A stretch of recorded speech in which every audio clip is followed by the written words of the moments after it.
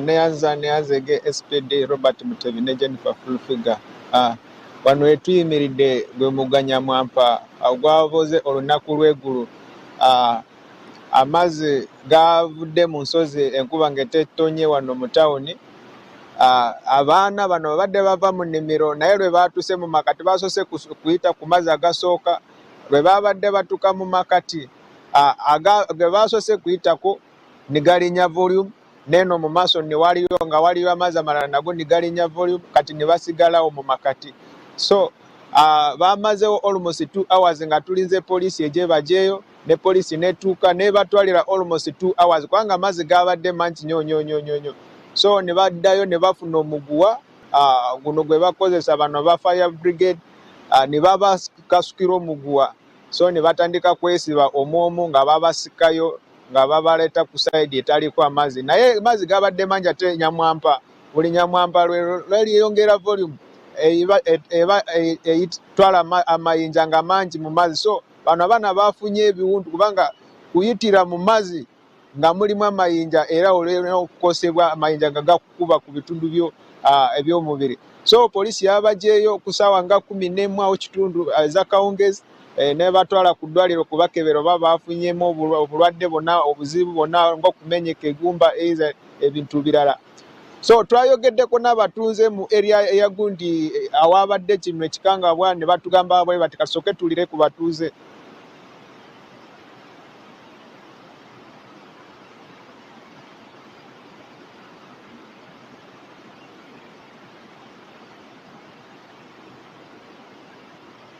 Kulusula Nyamwamba namasangana abana babiri ibane omukatikati ky'olusi tomabuti baleka esooka bamaaso olusi lwokubanza n'olwakabiri bamba bakaika ku lwakasatu olusi lw'amabalemu tomatulini awo tutubojo mikali omukatikati ky'olusi epolisi ikasa ikabasangana.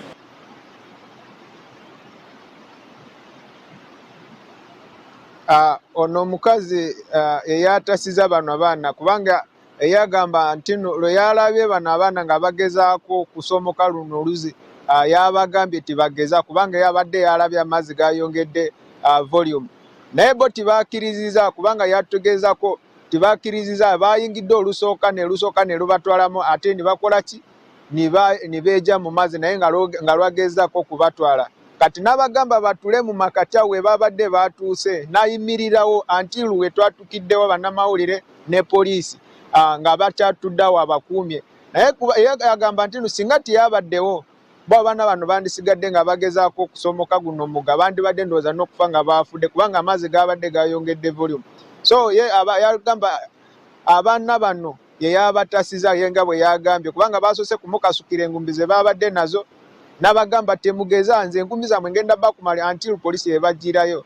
So ne bakola ki ne bamukiririzaamu kubanga yabadde mukazi mukulu bamukiririzaamu oluvannyuma lw'okulaba amazzi tebagenda gasobola kukola ki kugasomoka naye abatuuze mu area eno aba local leaders basabye abantu kubanga n'essaawa zino olaba eri musozi enkuba eri mu kutonya naye wano mu tawuni omusana guba kwakanya n'essaawa zino omusana gwatandise naye abantu baba bava eri mu nnimiro balowooza oluzi terulimu mazzi naye mu nsozi enkuba nga yatonye Nyamwamba bagenda ku floodinga. So basabye abantu nga balabye enkuba etonye mu nsozi tibagezaako okukola ki kusomoka guno omugga gwa Nyamwamba waakiri bagende distance kilometers nga 30 bayitire ku main wansi batuke mu town. So embeera ye eri Kasese, over to you.